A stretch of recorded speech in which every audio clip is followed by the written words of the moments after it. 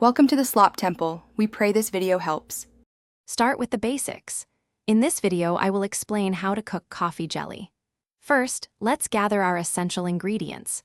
You'll need 2 tablespoons of instant coffee, 1/2 cup of granulated sugar, 2 tablespoons of unflavored gelatin powder, and 2 1/2 cups of water.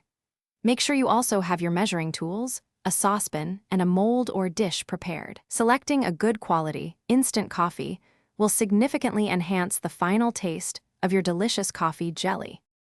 Now, let's prepare the flavorful coffee base. In a medium saucepan, combine your 2 tablespoons of instant coffee, 1/2 cup of granulated sugar, and 1 cup of water.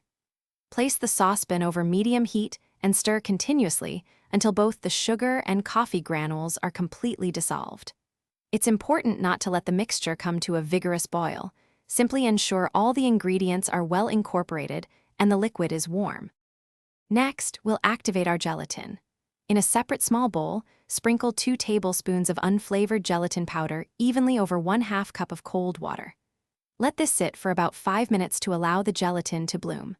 Then, add this bloomed gelatin directly into your warm coffee mixture, stirring gently until it is entirely dissolved.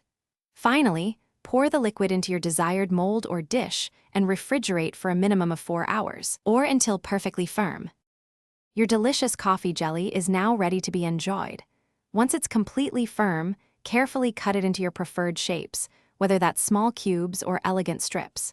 For a classic presentation, serve it chilled with a generous drizzle of sweetened condensed milk. You can also elevate it with a dollop of freshly whipped cream or a scoop of creamy vanilla ice cream.